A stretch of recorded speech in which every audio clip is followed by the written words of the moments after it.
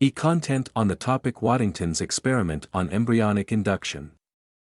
The work of Waddington and Waterman, 1933, has shown that it is possible to cultivate young rabbit embryos in vitro, using the normal watchglass technique in a medium composed of chicken embryo extract in either chick or rabbit plasma.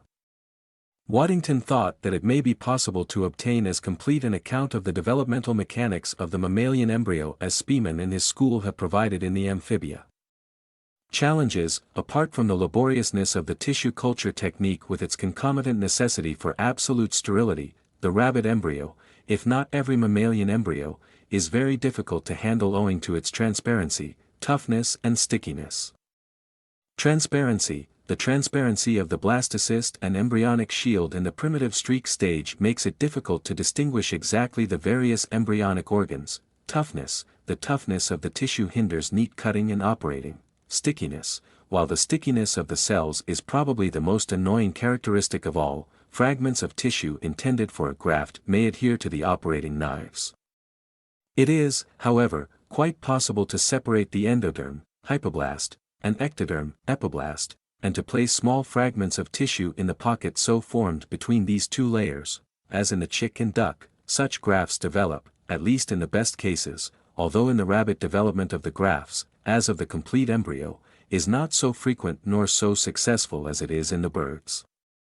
Usually, after the graft has been pushed into the cavity between the ectoderm and endoderm, it sticks to the knife point and is partly pulled away from the desired position as the knife is withdrawn. The grafts then usually lie in the trophoblastic area. Such grafts do not usually succeed in producing inductions. Only 2 doubtful cases of induction by rabbit primitive streak have been obtained, and in both of them it is impossible to be certain whether the superfluous neural tissue is induced, that is originally host tissue, or whether it is derived from the graft.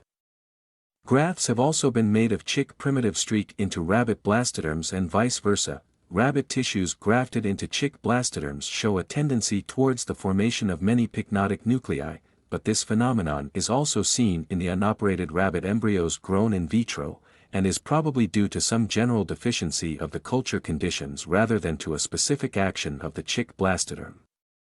They thought that this deficiency might be due to the use of chick embryo extract and chick plasma, but Waddington-Waterman found that little improvement was obtained in the length of life of embryos grown in vitro when rat extract was substituted for chick extract, and recent experiments using mixtures of chick and rabbit plasma have also failed to give any better results.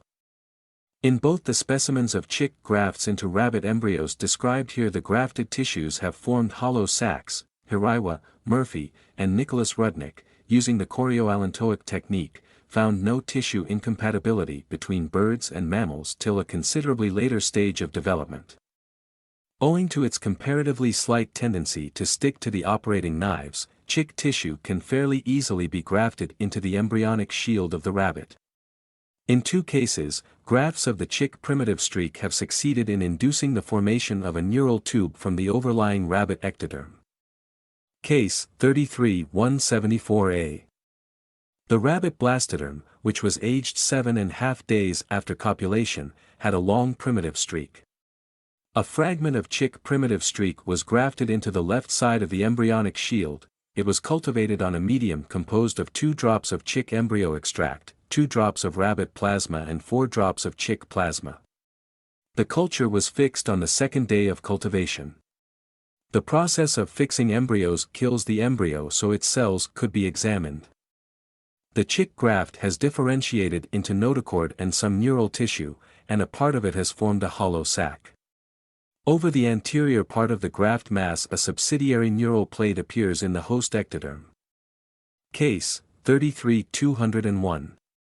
The rabbit embryo had a long primitive streak. The endoderm was torn away from the posterior part of the embryonic shield during the extraction of the egg from the uterus. 2 grafts of chick primitive streak were pushed into pockets between the ectoderm and endoderm, 1 on each side, about opposite the middle of the primitive streak. The graft on the right side is lost somewhere in the abundant mesoderm of the host, or in the thickened trophoblastic area. The other graft can be seen on the left side. It has formed a hollow sac, near which is an empty space with some degenerating cells. The host ectoderm above this is folded downwards. and from one side of this fold a strand of neural tissue has been induced. The results show that the ectoderm of the rabbit at this stage possesses the capacity of reacting to an inducing stimulus by the formation of neural plate, that is competent to form neural plate, and thus make it probable that the embryonic development of the mammals is influenced by factors similar to those which have become familiar in the amphibia and birds.